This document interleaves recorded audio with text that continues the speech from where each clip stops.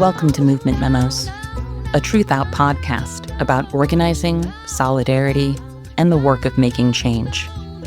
I'm your host, writer and organizer, Kelly Hayes. Today, we are talking about tenant organizing and the lessons of a very important book, Abolish Rent: How Tenants Can End the Housing Crisis, by Tracy Rosenthal and Leonardo Vilchi. Tracy and Leo are co-founders of the LA Tenants Union. Leo, who was trained in liberation theology, also co-founded Unión de Vecinos, a grassroots organization founded in 1996 to address housing and community issues, which now functions as the East Side local of the LA Tenants Union. Tracy is also a frequent contributor to the New Republic. I am excited to share this conversation with you all because I think it's crucial in this moment to learn from people who have resisted the violence of organized abandonment and won material victories. In moments when our enemies are bombarding us with violent, dehumanizing edicts, it's easy to feel overwhelmed. And those feelings can lead people to think small or recoil from conflict. Having radical aspirations at such a time may strike some people as naive. That's certainly the message we've received from Democratic Party officials who have retreated into irrelevance.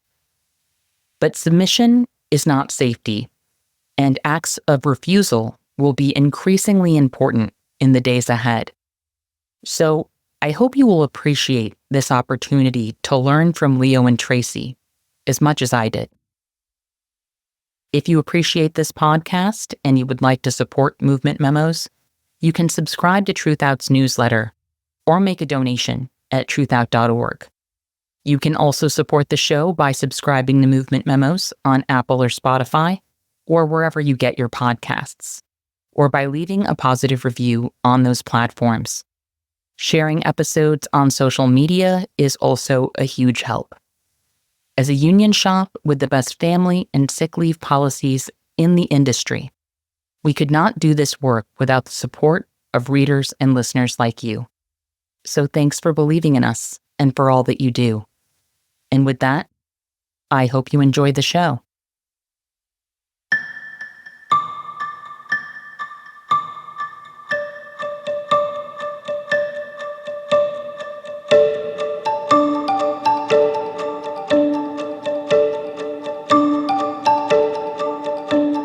Leo and Tracy, welcome to Movement Memos. Thanks for having us. Thank you for the invitation. How are you doing today? Good. It's been busy since the fires and all the threats that Trump has sent to our community. But we're in a phase of resistance. We're fighting back, and we're very excited to see how the community is responding to these threats. Yeah, I'll say about the same. Like, one of the purposes of this barrage of executive orders is to exhaust and confuse. And so when I feel exhausted and confused, I remember that that's part of the project. And then I, just try to recenter and ground myself in the work that I do every day. That was the work that we were doing before this election. This is the work that we will continue throughout. Can you tell us a bit about the organizing work that you all are involved with and how that work has been impacted by recent events? Yes. The regarding the fires, we're in the more urban part of Los Angeles, in the central part of Los Angeles, and the LA Tenants Union is spread through different parts of the community. So it depends on where we're located. Speaking from where I am, where our local is, the Unión de Vecinos East Side local of the Tenants Union, we're in the low-income immigrant community right next to downtown.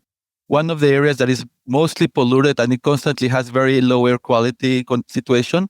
So when the fires appeared on the first day, we were very quick to respond. We mobilized our committees, our neighborhood committees, and we began distribution of masks. One of the I guess, benefits of having an organization and being part of the struggle is that since the pandemic, we've been able to keep this big reserve of masks and protective equipment. So we distributed about 5,000 masks on the first day. And it was very interesting to see how the city still was scrambling to figure out what to do. In our local council member, they barely were trying to put together the site, and they really were having a hard time reaching the community who were able to respond. In other parts of Los Angeles, in Pasadena area, people began to organize to do the cleanup because, again, the city was still scrambling. And with the Day Laborers Network, the National Day Laborers Network, residents began to come together. Day laborers, immigrant, undocumented, and documented came together, and with their tools and their energy and the resources, they started removing all the debris that was accumulating on the streets, and so on and so forth. Every community responded according to their condition. It was very busy. Obviously, the level of destruction in the communities it was bigger than we've ever seen. In our community, we saw a lot of smoke, not smoke, the ashes falling on our porches and yards. But from our perspective, it was intense, but we were able to respond to the immediate conditions. The long-term process of reflecting on why was the city government defunding the fire department to fund the police, and all these political issues started emerging. And that was the talk of the town in the neighborhood. So I relocated to New York, where I am currently on rent strike in my own building. So just this morning with my tenant association, we were doing a collective inspection of our building, and we have started the process of getting the city to do the work that the landlord has neglected. I'm also a member of Writers Against the War on Gaza, and we are currently working on what we're calling the key issue, or the housing or land struggle issue, and really trying to think through what this post-ceasefire conjuncture means, because the struggle for return is not over. The struggle for the end of the occupation is not over. The struggle for a free Palestine doesn't end when the bombs stop falling, even while they still are falling. And I'll just stop there. Tracy's comments remind me also of the long protracted damage, right? So because when we talk about Palestine and this struggle, we're not talking about something, the critical crisis that people have gone through right now is very important, but it's part of a longer historical process.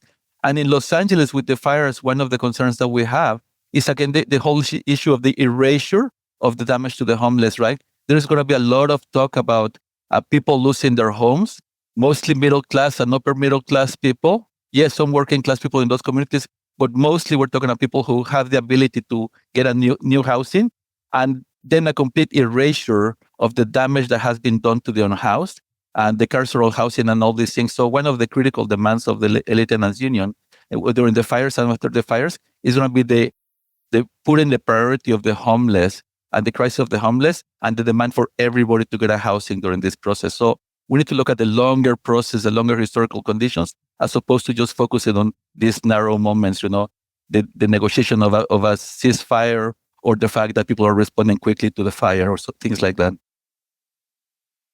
Yeah, and just to add, right, that the forces that are shaping the housing market that is, in Los Angeles, the man-made disaster of climate change is falling onto our man-made disaster of a housing system. So when people are talking about spectacular forms of price gouging, landlords charging, 3 times what they'd been listing apartments for, seeking to evict people so that they can put up rents, this is that this is a crisis on top of a deeper and longer crisis that has been ongoing and the Los Angeles Tenants Union has been struggling against. Thank you for that background and for those insights. In your book, Abolish Rent, the two of you unpack the importance of tenants unions. Can you talk about why you wrote the book and why its message feels especially important right now?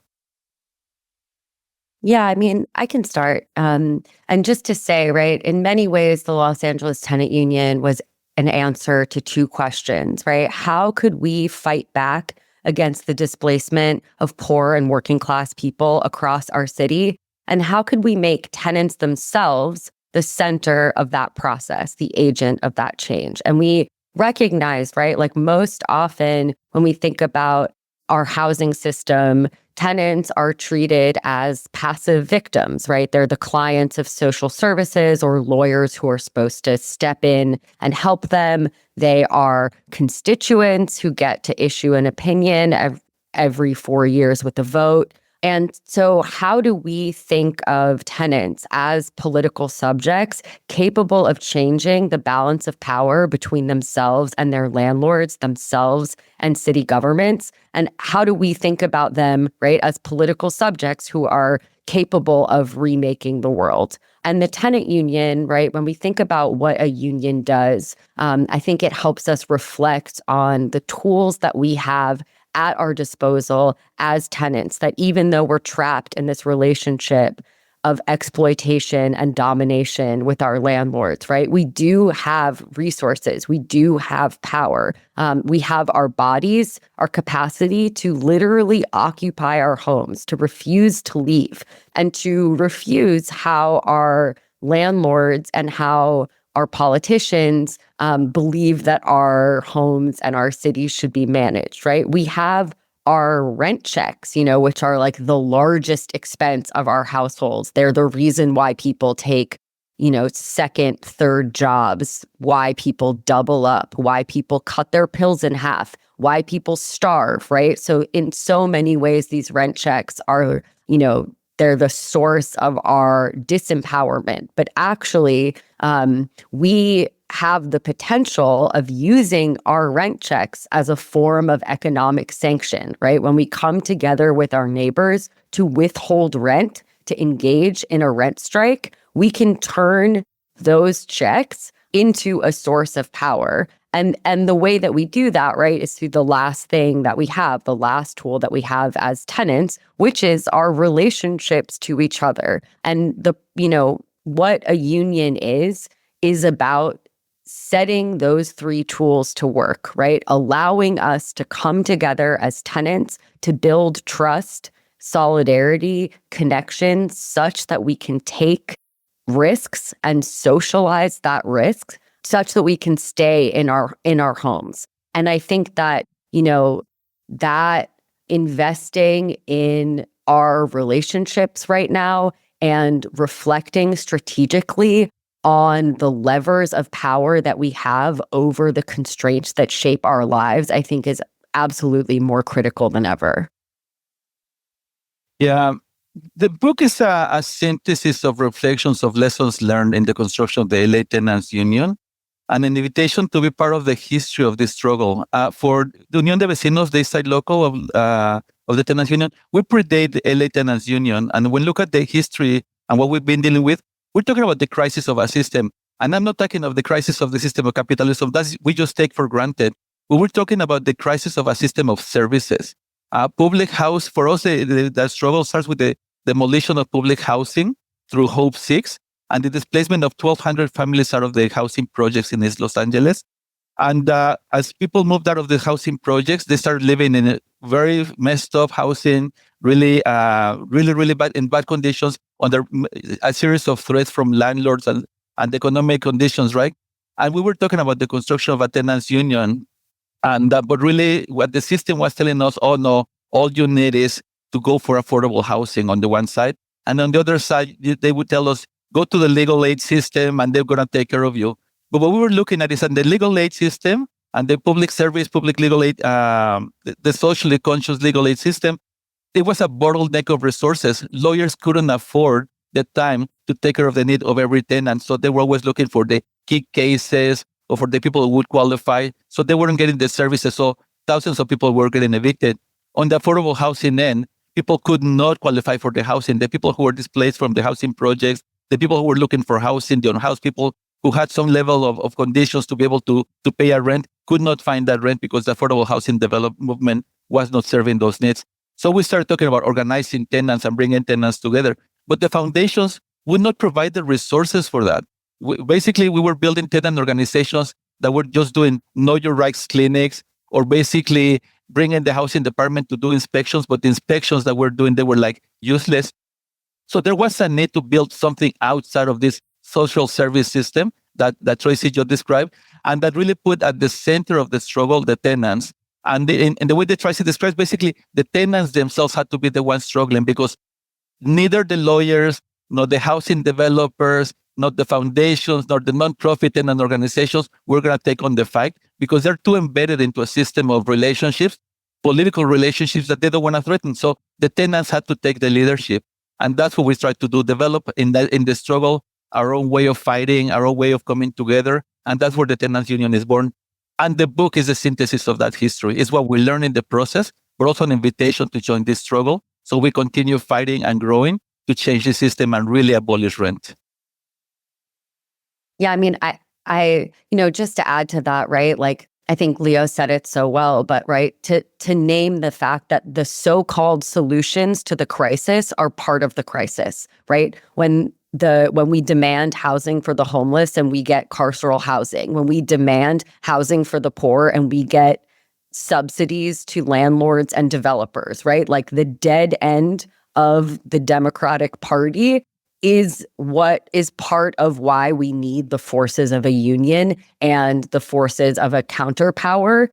Thinking specifically, right? It was Clinton's Hope 6 that destroyed the projects, that leveraged a line in Reagan's tax cuts, the LIHTC system, the low income housing credit tax, by which our so-called affordable housing is built, right? Like that it was Clinton's effort that destroyed the projects in Boyle Heights. And so thinking about, this long war on tenants as a bipartisan effort, and thinking about our housing system, as a result of class struggle, and a union is a vehicle for tenants to, take up their arms in our side of the war.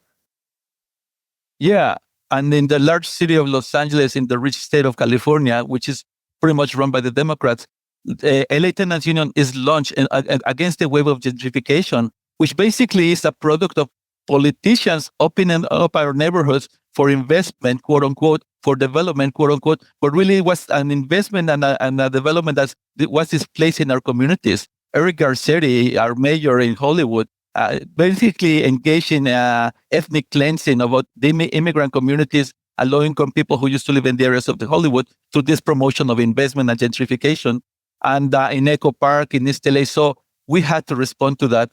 And the nonprofit organizations were basically talking about knowing your rights or going to lawyers and waiting for people to get an eviction so they could respond. So the LA Tenants Union had to organize itself to respond to all these policies, to all these political relationships, and create a movement that was centered on tenants. These themes around austerity, the destruction of public services, and the ultra-wealthy leveraging our losses to get richer are so important right now. What you're saying, Leo, about not waiting for the courts to save us is also so important, and something people really need to hear right now amid everything that's happening with Trump. Legal battles are important, but as you say, most of us are not going to be saved by the work of legal organizations. We have to build power to defend our lives, our neighbors, and the resources that sustain us. In your book, you talk about a war on tenants and how tenants have been impoverished, exploited, and even criminalized as the real estate industry has worked its will. You also link the murder of Breonna Taylor to gentrification efforts. Can you say more about that case and about how the abuse of renters is tied to carceral violence? Yeah, absolutely. I think it's really essential that when we think about why we are trapped in this housing system, why we are, as tenants, are stuck paying rent, we think about the monopolization of state violence by our landlords and by the real estate state, right? And we can think about it on a very base level, right? Like if we don't pay our rent every month, our landlords can call on agents of state violence to throw us out of our homes. And then, right, we don't just pay rent because we'll be evicted if we fail to, right? We also pay rent because it is a crime not to, right? If we are unhoused, if we find ourselves living outdoors, we can be fined, harassed, and jailed by the agents of state violence simply because we had no place else to go. And so thinking about this, right, is that like, we don't just pay rent because we have to have housing. We pay rent because it's a crime not to, right? That system of state violence underwrites our housing system completely. And then when we think about that historically, right, how the police have been deployed, we can see their role in the counterinsurgency against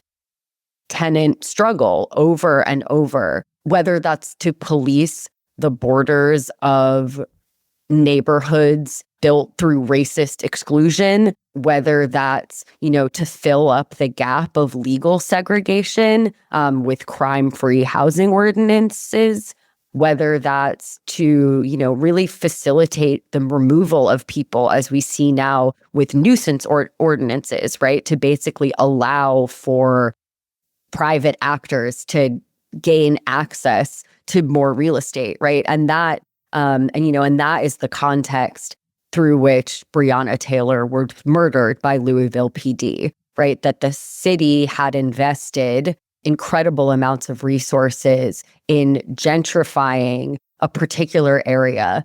And they, in the process of trying to clear the area of its current residents to invite that speculation, they deployed nuisance violations for as little as like possession of marijuana to basically evict people out of their homes. So thinking about how landlords worked hand in hand with police to cleanse the neighborhood, to pave the way for gentrification. And through a place-based investigation, which is the term that the police used to carry out this project, they tied Breonna Taylor's home to her partners, to her ex-partners, and, therefore were able to burst in and kill her.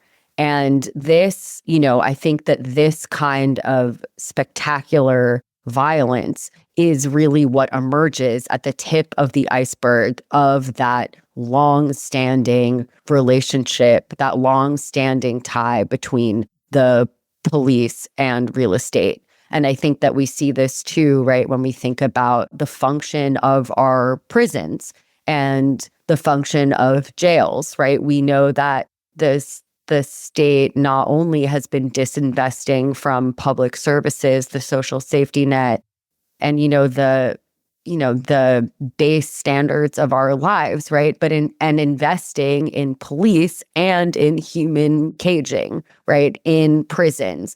And that happens specifically after a moment of Black insurgency. And these human cages, right? This is a form of public housing, right? Our public resources go to the tune of $200 billion in federal money, go to house people in cages, rather than give them homes. I'll just stop there. Yes, I mean, just to add a little bit, and the response itself to the housing crisis it demonstrates it, right?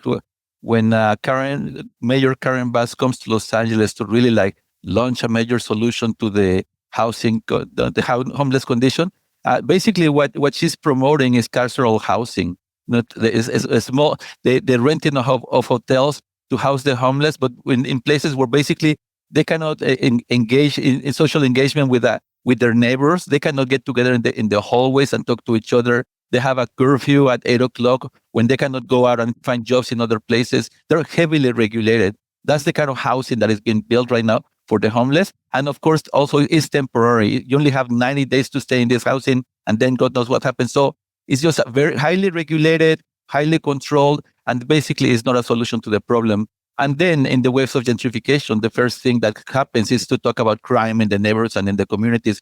And instead of addressing the causes of the crime, instead of looking at the roots of the problem, they say, well, we need is more police, more surveillance, more things like that. So the whole approach to the housing is to create the condition that we're in a crime-ridden society, and the only solution to that is more jails and more police. And our locals have responded in the opposite direction by developing stronger relationships in the neighborhoods, and through those relationships, manage the conditions that are described as violence or as crime and things like that.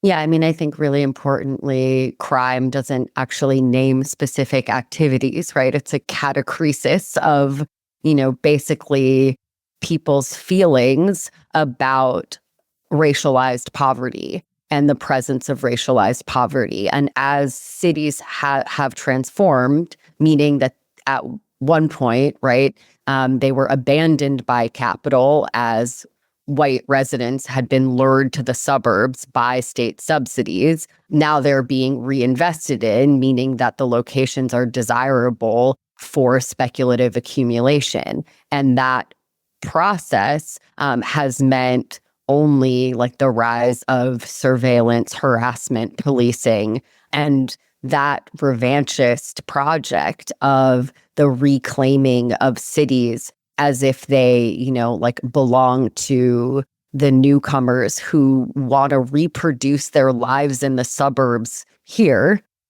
I think, as Leo said, it demonstrates the failures of our cities to plan for and protect the residents who live here, right? And shows the role of police in, prioritizing some people's lives over others. Yeah, just a quick example. A few years ago, the California Endowment was funding a project in Boyle Heights, a very low-income community, working-class community, to identify places that the people are afraid to. And basically, the whole idea was to map all these places in this community, and out of that, to really call for more police intervention. When we looked at those places from our perspective, our committees, basically, some of these areas, all they needed was to have better lighting or to have a better pavement or different, change the material conditions of the place. But the solution that the California Endowment was trying to build was a solution where more police was going to be directed and to create a data map of where to go and have quicker response.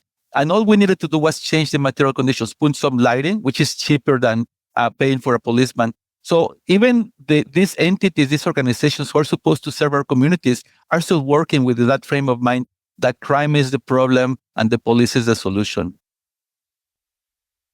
Leo, I really appreciate what you're naming about law and order politics and what both of you are saying about how carceral logics are deployed against our communities. As the services and resources we need are stripped away, police are presented as the solution to every social problem.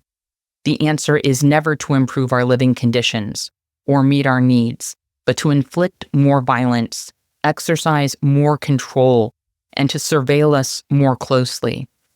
As Ruth Wilson Gilmore describes in her work, this is how organized abandonment functions. We are robbed of the means of survival, and investments in policing are ramped up to control, contain, and dispose of people who suffer in the wake of that abandonment. But unfortunately, it's not just public officials and the people who benefit from these dynamics who clamor for more policing when our communities suffer.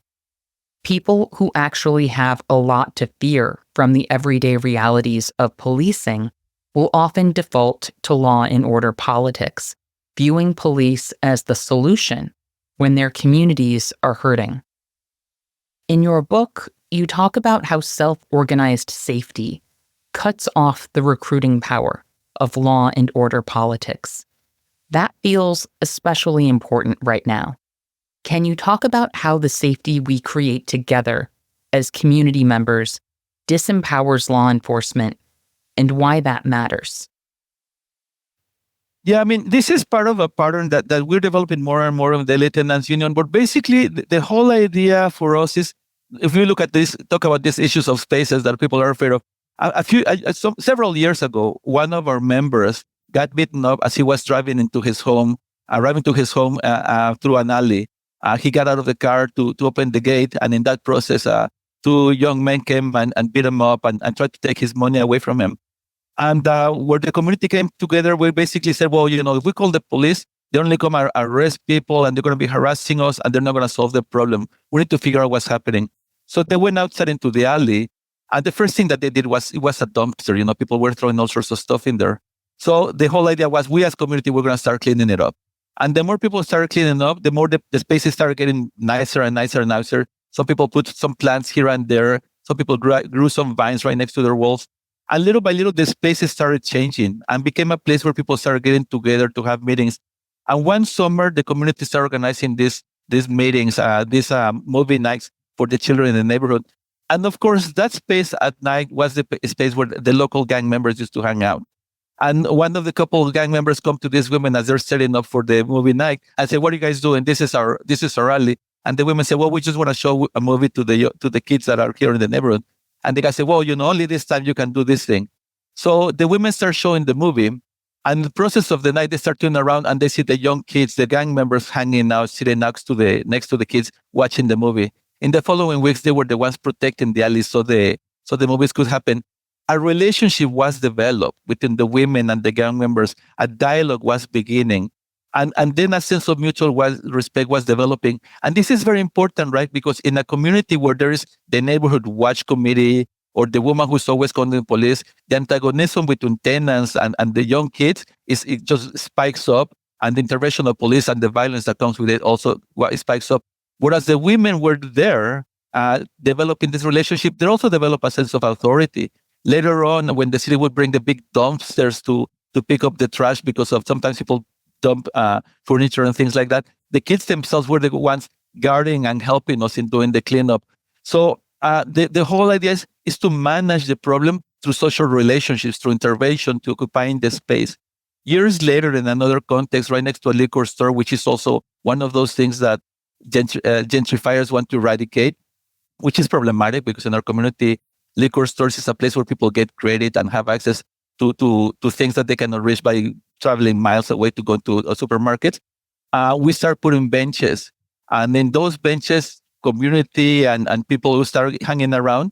And one day we decided to do, on the Day of the Dead, we put these altars to remember the death in our communities. And we did this kind of celebration in our neighborhood. And the youth came with the full pictures of their people who have died in the past years and put them in our altars. Once again, we were creating a space that was managed by everybody who was part of the community. So the idea is to, rather than run and look for someone from the outside to come and develop a solution, is for us to go ahead and straight up develop the relationships that are needed so we can manage the problem. Our presence, the presence of the organized community, generates respect, and that respect also changes the condition of what happens. And just to go along, years later, after we started doing this work in these alleys, and where the gang situation was like more movable, more flexible, we decided to do a festivity where people would come and do some like a small mini market along one of the streets, and we wanted to close the street. The city council member gave us permission to close the street, but he said, "Well, you have to talk to the police because the police wants to ensure your safety." The women said, "No, we build our safety ourselves. We've developed our safe relationships. We don't need the police here. If we bring the police, you will put us in danger." And it became a back and forth until finally the council member decided to support us and push the police back and said, "No, this community can take care of itself." So I think this is a good example. It's all about managing and developing relationships here in our community amongst the people that live in it, and also learning and developing respect for each other. Well, I love those stories, and I really appreciate you sharing those experiences with us. I want to take a moment to read a passage I really appreciated from the book. You wrote, "Strikes reverse and reveal relations of dependence. Rather than the worker depending on the boss for a wage, the boss depends on the worker to produce profit. Rather than the tenant depending on the landlord for housing, the landlord depends on the tenant to extract rent. Strikes are not symbolic actions. Issuing a negative sanction, to use Francis Fox Piven and Richard A. Cloward's phrase, strikes do not express a demand. They force concessions. They reassert the power of poor and working class people to shape the terms of their lives. In short, their power to make and break history. At moments like these, when a lot of people are up in arms politically, we often hear calls for a general strike. Those calls often come from people who don't have much organizing experience and may not understand the scale of organization necessary to pull off something like a mass work stoppage. What your discussion of rent strikes really brings up for me is that if people want to see public refusal at scale, they have to cultivate that potential. We have to build relationships and cultivate our capacity for shared refusal in our homes, workplaces, and communities. Some people want to leapfrog beyond the work of actually building fellowship, extending care, and taking risks where we are with the people around us. But that's not how building power works. A lot of people seem to think we can simply launch ideas into the stratosphere on social media, and the movements we desire will simply materialize. Ugh, don't I wish? Right? That would be so helpful. But the reality is, we all need to learn to build where we are if we want to develop something larger. So with that in mind, can you talk about how tenant organizing can help prepare us for battles of a larger scale? Yeah, I mean, I think that's a really amazing question. And one of the things that it makes me think of is precisely this dynamic that took place during the, state of emergency of COVID-19 in the early days with cancel rent. And I think that what we saw, right, of course, there were the loud social media calls and memes for rent cancellation. But what we our experience in the Los Angeles Tenant Union was organizing that strike from the ground up, right? Organizing from the building up.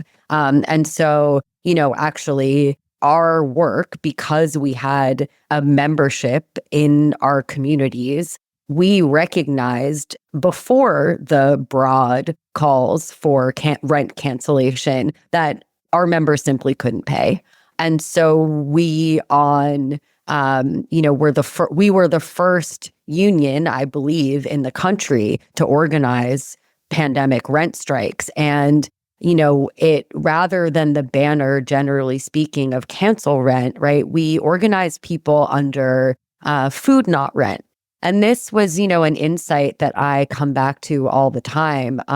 It's a story that we tell in the book from our Second Street Tenants Association, that when they were coming together in the early days of the pandemic, they realized that, sure, they could give their money to the landlord and then they would know what would happen. They knew that the landlord wouldn't bother them for a month. But what about the next month? What if they lost work? What if someone got sick? How were they going to eat?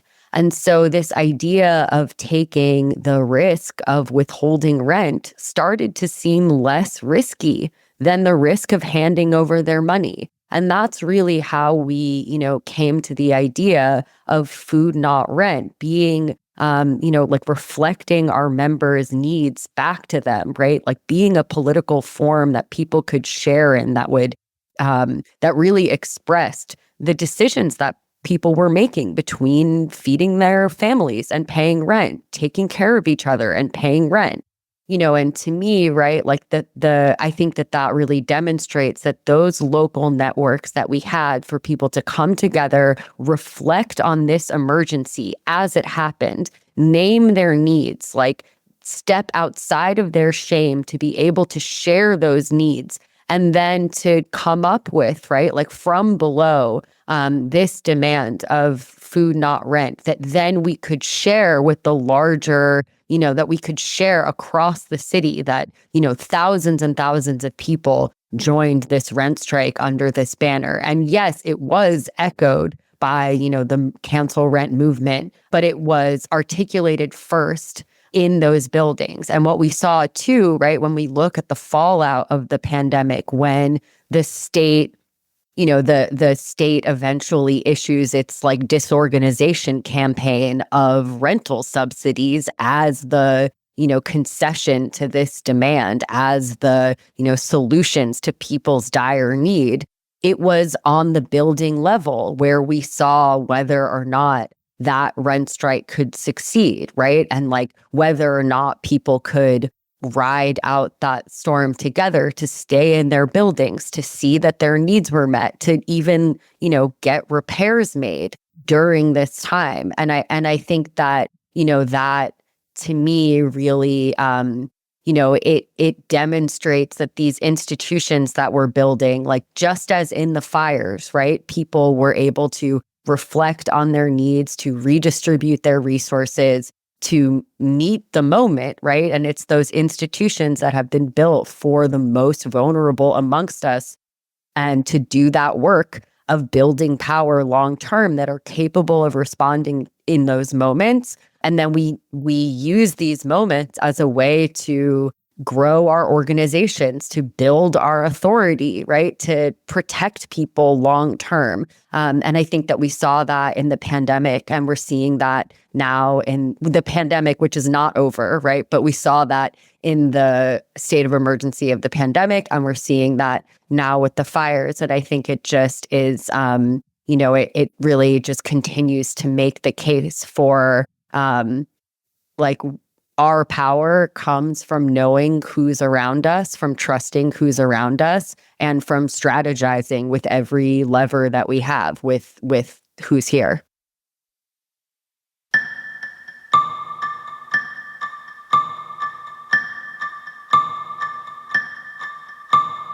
In Abolish Rent, you refer to a tenants union as a spiritual, not a professional enterprise, even a church. Can you say more about that? Well, I can start.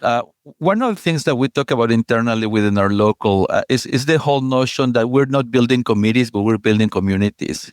And that's very, very important for us, because basically when you talk about a committee, we talk about very specific functions, very specific ends and goals to achieve.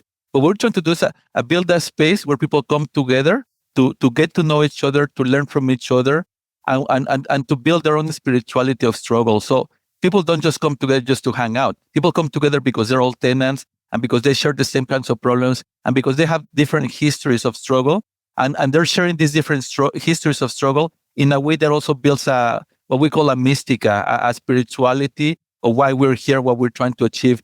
And that's very, very important. At the same time, these communities are communities that are building a history of struggle in relationship to other communities.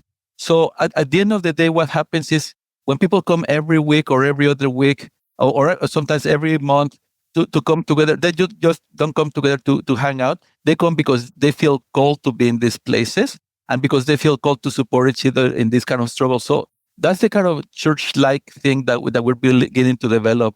Also, when it comes to organizer, I think it's also very important to distinguish the organizer with a vocation, with a commitment to be part of this movement. All of us at the Tenants Union are volunteers. Now, that brings its own contradictions in itself, but all of us are volunteers because we feel called to be part of this process. We feel called to be part of these communities in struggle, and we bring our knowledge and our expertise to grow that movement. Whereas the professional has a career and wants to develop that career and is connected to an institution, we're connected to the community that is building the union. Also, it's about the construction of a community to build a movement versus the construction of committees to just run an organization. Our idea of the tenants movement is that it has to be a movement. It cannot be just run by one organization here and there, but all tenants have to come together. And then, as a place of learning, as people hear each other's struggles, as the organizers test different tactics and strategies with community, we're all learning together how the system works, how we push on the system, and how can we build an alternative system. All of this, I think, has a spiritual notion, because it's not about the here and now that exists right now in this history. It's about the not yet built that is coming to us, that we're building it as we're reflecting and learning from each other. Yeah, I mean, I just think to add, right, like as you said, there is a world that is not yet here, and that is a world where everyone has a home. And to believe in that world and to believe that the way that we are living now is not inevitable, that takes faith.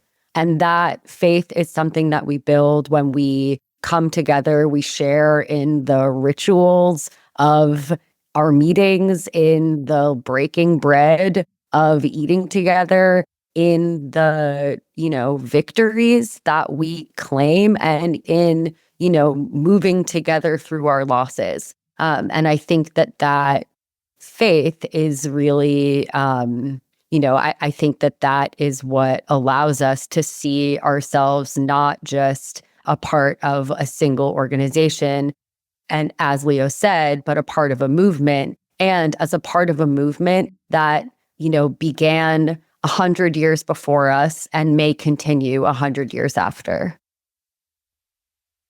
I think some people have a really hard time with this idea of a long struggle, something that started long before us and that will probably outlast us, especially given the urgency and severity of the crises we face. On that note, the two of you ask a question in your book that I would like to extend to you in this conversation. How do you resolve the tension between the emergency we are living through and the fact that the only tools we have to work with, organizing and collective action, take so much time? Well, from a perspective of our local, the Vecinos East Side local, it kind of feels like easier to answer this question. Our local predates the tenants union. Is part of a 30-year history of building a movement and being part of a movement. And so it's very, very important to understand that this is an ongoing historic process. When we think of all the rights that we have, they didn't happen because just one action was happening at a very specific moment, and we all got lucky that action happened. It is part of a historical process of movements being built with and articulating their demands and building the organization that at the right moment is able to push that demand and make these things possible. And the whole issue is also the important thing. And this is a contradiction sometimes. Sometimes we think that the organization is driving everything, but really the crisis is what drives us to respond in different ways to things. So the organization learns from the crisis and moves things forward. So as we need to understand that we're working in the time of history and not in the time of our campaigns, which in the traditional community organizing, have to be specific, achievable, and measurable so we can achieve the goals that we want for that specific season. But the reality is that our movement to transform society is a long, protracted process. And what we need is the organizations that learn in that process and are able to be ready at the moment for these transformations.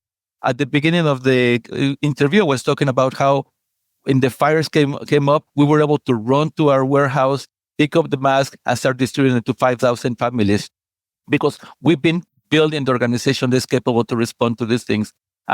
So rather than looking towards the future, how screwed up things are happening or becoming, we need to look at the past and look at what we're building over time. The changes in Mexico with the new president that we have is very progressive president didn't happen just because all of a sudden there was a right candidate there. It's a product of a movement.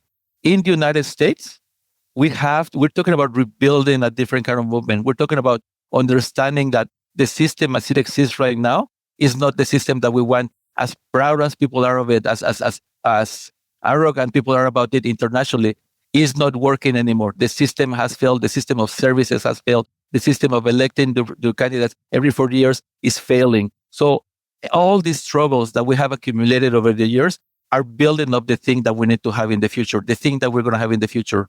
So if you look forward, yes, this is really bad and very difficult. But if you look backward, you see where things are going. And I think at this moment, going back to the question of faith, we have to have faith in what Martin Luther King said, right? That the arch of justice is moving every day closer to the place that we want to be.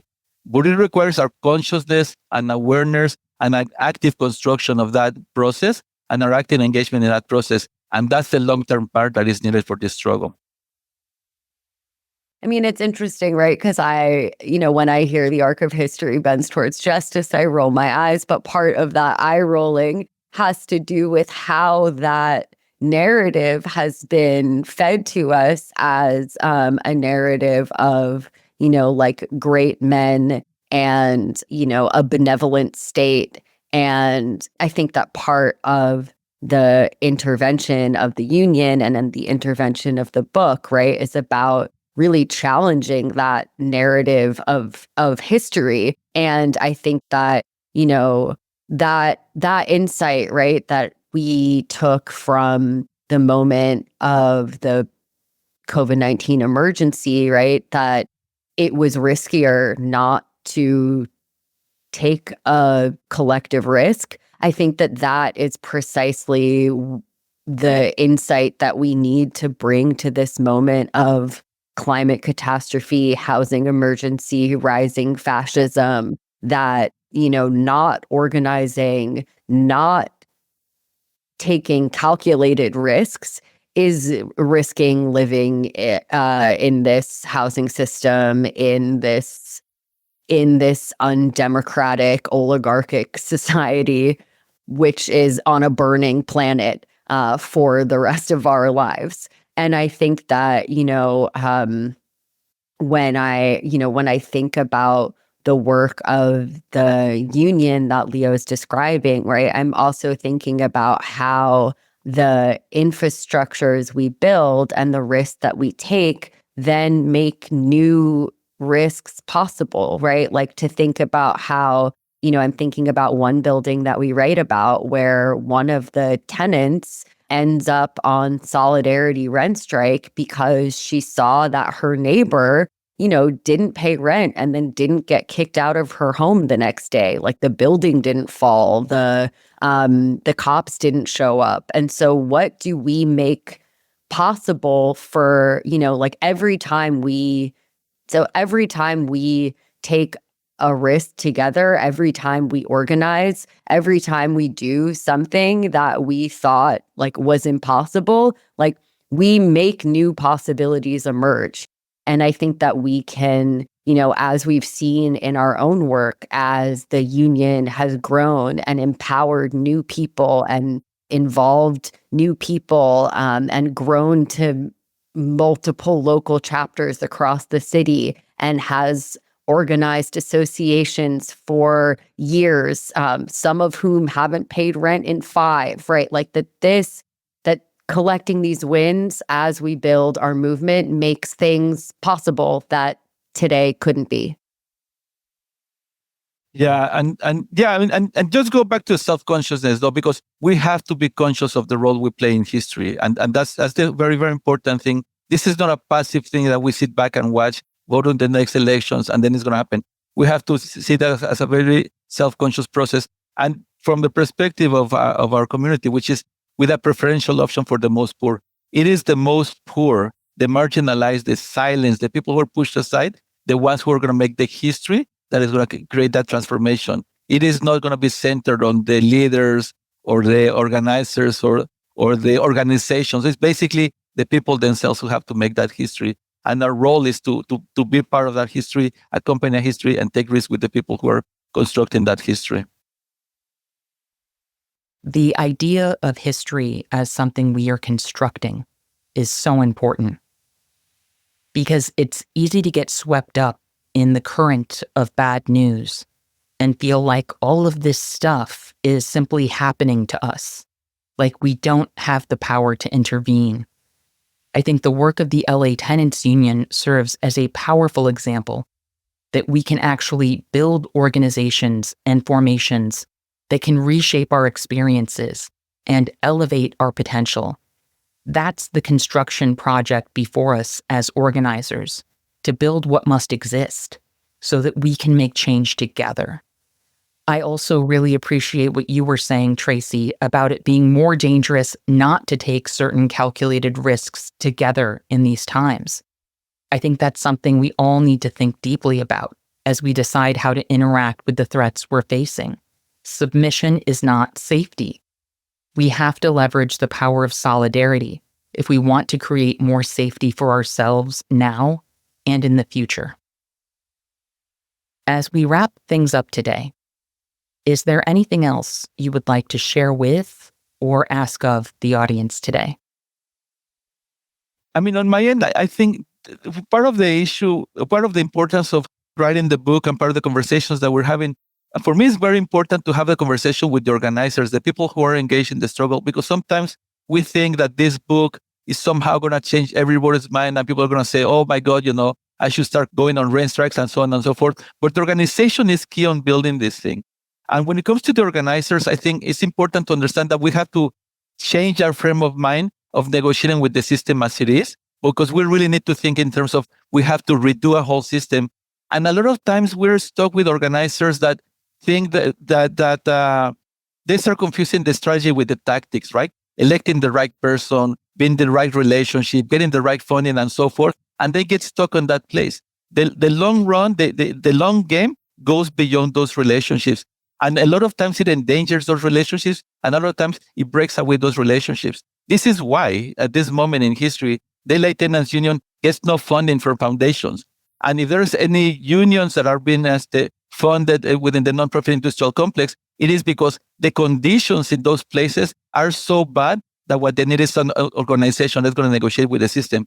But at the national level, we have to go beyond that system. We have to rethink how the economy works. We have to rethink how people get elected, and understand that right now, when you look at foundations, community organizations, and some of the political parties, they're all interconnected to maintain the status quo. We need to break that status quo. I just want to end by thinking about how our movements are connected. I'm thinking about how my neighbors in Crown Heights are organizing against Pinnacle, which is a real estate company that invests almost exclusively in Israel bonds. I'm thinking about how the police tactics used to decimate Palestine solidarity encampments were pulled from the policing tactics developed against unhoused people. I'm thinking about how the demand for divestment can carry over to public pension funds that are overly invested in Blackstone and the real estate companies that are hoarding more and more spaces where human beings can live and therefore charging us more and more to access it. And I think that, as we move forward, especially in this moment where an executive order can seem like it's targeting one population, like one state agency, I think it calls us to really see the intersections between us. And that's just like how I want to end today. Well, I want to thank you both so much for joining me today. It has been such a gift to hear about your experiences with the LA Tenants Union and the lessons you've learned. Your book, Abolish Rent, is likewise a gift to our communities, especially in these times. So I really appreciated the opportunity to discuss it with you. Thank you so much for spending this time with me. Thanks a lot, Kelly. Thanks so much, Kelly.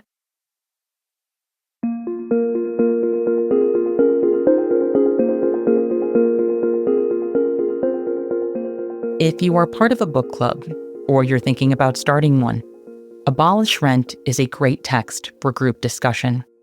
It's a quick read, and it's packed with knowledge and insights about a critical form of struggle. I really want to honor the life-giving work that groups like the LA Tenants Union have done recently and over the course of many years. As we heard from Leo and Tracy, tenants who banded together and refused to pay their rent were more likely to survive the early period of the economic crisis spurred by COVID. The fires in LA have been less deadly for those who have built the kinds of organization, relationships, and capacities for mobilization that this union brought to its community. We live in a time of spiraling crises. I know that right now, in particular, it feels like everything is collapsing all at once. But as we have seen during other moments of crisis, the people best equipped to survive together and to help others survive are people who have formed bonds of fellowship, who know how to work together, and who are accustomed to taking risks together for the sake of a just cause. None of us is going to devise a formation today that solves all the problems we're up against, but well-organized people can pivot far more effectively in a crisis than individuals. And people with shared interests, such as tenants, or people with a shared workplace, or people who live on the same block, have a natural jumping off point for such endeavors. However you band together with other people in these times, whether it's through structured organizing, like a tenant union, or through small affinity group action, I encourage you to find your people. The work of collective survival requires us to build bonds of fellowship and defy the isolating, alienating norms of this system.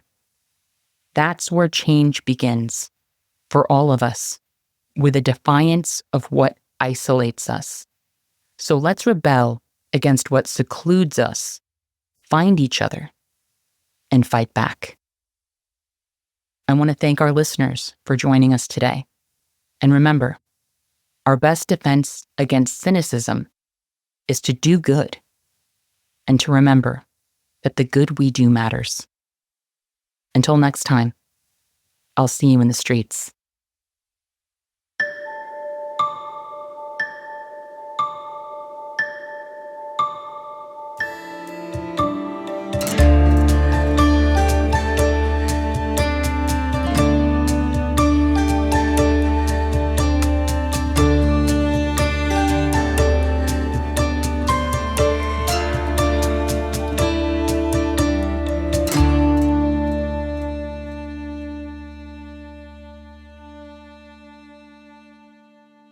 Thank you for listening to Movement Memos. This show wouldn't exist if it weren't for Truthout, and Truthout's independent news and commentary wouldn't exist without listeners and readers like you. We have no paywalls, no corporate sponsors, and no ads, except for fundraising appeals like this one. So if you can and would like to support our work, please consider dropping by truthout.org to make a donation today.